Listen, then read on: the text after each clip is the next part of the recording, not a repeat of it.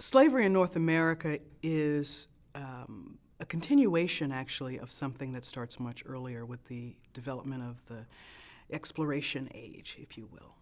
And I think it's important for people to understand that slavery has been a part of the human experience for millennia, unfortunately. It took on a variety of forms on every continent known to man. What makes the African slave trade such an interesting and then expansive enterprise are a few things. First, we have to understand that there is trade that's already happening between Western Europe, Eastern Europe, India, and the like with the continent of Africa. There are a variety of nations. There are a variety of kingdoms and kingships that are providing everything from gold to cotton to spices to the world. And so it's not as if people are unaware of each other. So American colonists become interested in chattel slavery in the late 1600s, really in the early 1700s. There's an interesting shift in labor patterns. There's a shift away from using indentured servants or semi-unfree British workers, right? Irish peasants, English peasants, men and women. And there's a shift towards enslaving African men and women with the understanding that enslavement gives slaveholders lifelong property rights in enslaved people's bodies and labor. Traditionally, we think about the development of slavery as being about the hardening of racial lines, the beginning of white people enslaving people solely based on race. But actually, the origin of slavery in the New World starts in England in the 16th century, when a population boom in England caused the British government to look to ways to try to expel non-useful people.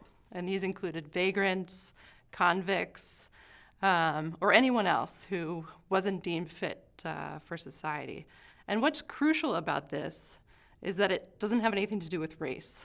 Okay, the crucial part of this, which starts with 1547 vagrancy law, is that it's the first time that people become commodities. A government is looking at people as commodities. And these folks are shipped to the New World, essentially to be indentured servants on plantations, and many of them are worked to death. But it's this idea of commodification that starts in the 16th century that later becomes the precursor for racial slavery. But racial slavery does not take off until indentured servitude essentially becomes inviable and unsupportable, and planters turn to African slaves as their main workforce. Now, why Africans? First of all, West Coast Africans, the one thing that the Spaniards wanted the most, let's start with them, they were going for gold, right? Who knows how to mine gold? Who knows how to manipulate gold? Who knows how to smelt gold? West Africans, because they have lots of it. Lots of it.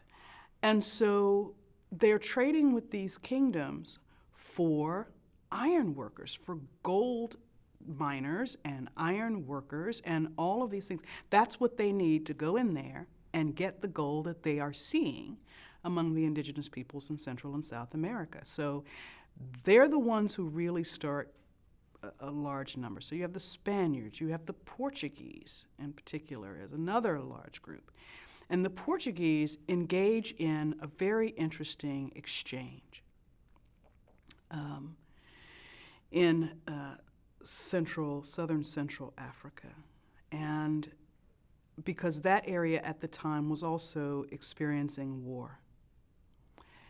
And the ruling classes made it quite simple to eliminate their enemies captured in war. They could trade them to the Portuguese.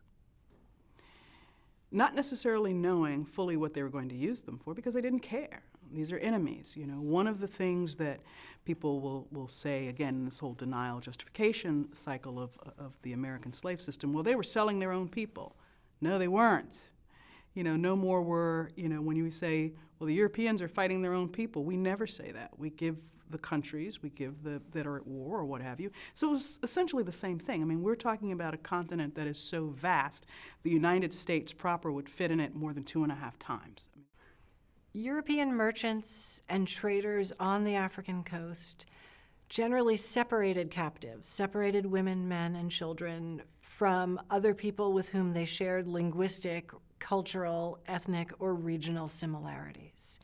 This separation of people was intended to foster a sense of isolation, was intended to prevent people from collaborating and trying to rebel against their captors. And so the separation of people, this division of people based on language, religion, ethnicity, region, was part of the process of commodification, of transforming people into property, of treating them as inanimate objects, as objects to be sold as chattel, rather than as people with social, cultural, and historical backgrounds.